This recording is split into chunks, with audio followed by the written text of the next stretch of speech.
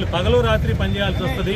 వార్డులో, ఐసీయూలో, ఆపరేషన్ థియేటర్లో పేషెంట్ యొక్క క్షేమమే దృష్టిగా భావించి వాళ్ళు తమ సెక్యూరిటీ, తమ భోజనము, విశ్రాంతి, నిద్ర కూడా పట్టించుకోకుండా ఎంతో తీవ్రంగా కృషి చేస్తున్నప్పుడు గవర్నమెంట్ యొక్క కనీస బాధ్యత వీళ్ళకి కావాల్సిన రక్షణ కలిగించడం.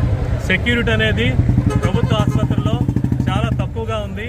దీన్ని ఎంతో మరింత మెరుగు చేయాల్సిందిగా కోరుతున్నాను.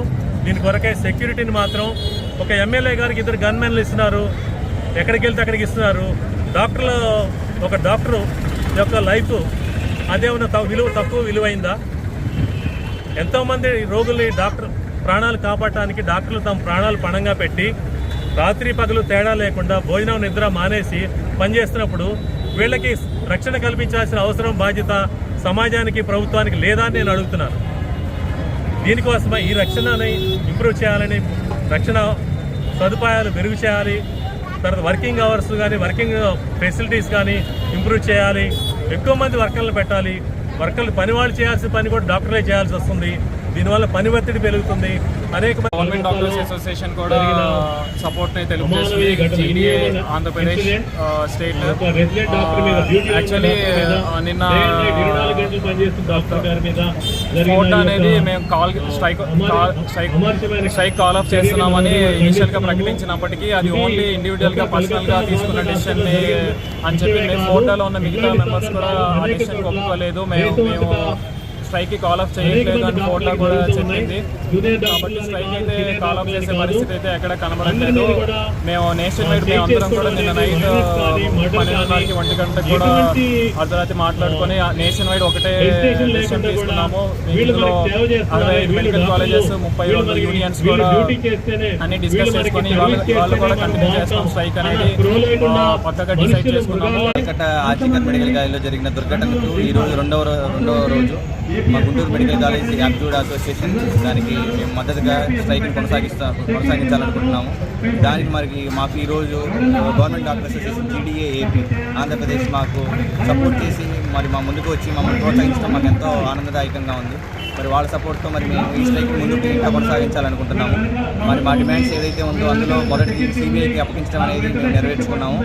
అదేవిధంగా అక్కడ నిష్పక్షపాతంగా జరిగి అక్కడ నేరస్తులు ఎవరైతే ఉన్నారో, ఎంత పొలిటికల్ బ్యాక్గ్రౌండ్ ఉన్నా, వాళ్ళని ఎంతమంది పెద్దలు బ్యాకప్ చేస్తున్నా సరే వాళ్ళకి దోషులకు ఖచ్చితంగా కఠిన శిక్ష విధించాలని మేము కోరుకుంటున్నాము. అదేవిధంగా సెంట్రల్ ప్రొటెక్షన్ యాక్ట్ ఏదైతే మేము కోరుకుంటున్నామో దాన్ని త్వరలోనే సెంట్రల్ గవర్నమెంట్ అమల్లోకి తీసుకొస్తుందని మేము ఆశిస్తున్నాము. అప్పటి వరకు మా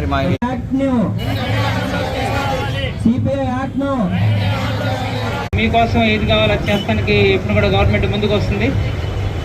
సో మీ డిమాండ్లో నిజం ఉంది, దాంట్లో నిజాయితీ ఉంది. మనం అడిగేది గొంతెమ్మ కొరకలు కాదు, లేకపోతే మనకేదో ఒక సంక్షేమ పథకాలు ఏమంటలేదు. మన బతుకుకి మీ యొక్క లైఫ్కి, ఒక డాక్టర్ లైఫ్కి ఒక రక్షణ కల్పించమని అడుగుతున్నప్పుడు ఆ రక్షణ కల్పించాల్సిన బాధ్యత ఇవాళ గవర్నమెంట్ తీసుకోవాలని మనం కోరుకుందాం.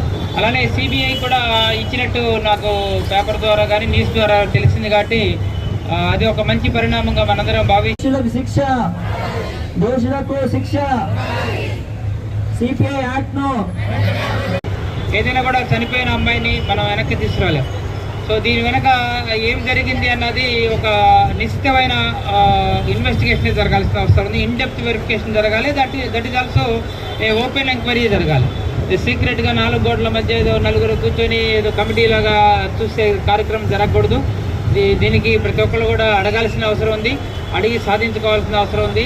సాధించడం వల్ల ఏం చేస్తామంటే చనిపోయిన అమ్మాయిని మనం తీసుకురాలేం, కానీ మరిన్ని మారణ హోమాలు జరగకుండా చూడటానికి ఒక వేదికగా మనం ఇది తీసుకోవాల్సి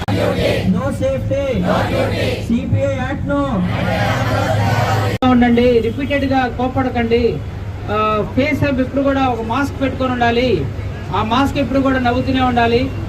ఎన్నిసార్లు చెప్తామనే మాట కాదు, ఎన్నిసార్లైనా చెప్తాం, ఎంత పని చేస్తామనే మాట మాట్లాడండి అని ఎందుకు చెప్తానంటే మనకున్న క్రోధం కానీ, మనకున్న ఆవేశం కానీ, మనకు లోపల ఉన్న బాధ, నిరాశ, ఆందోళన ఇవన్నీ కూడా ప్రజలకు అవసరం లేదు.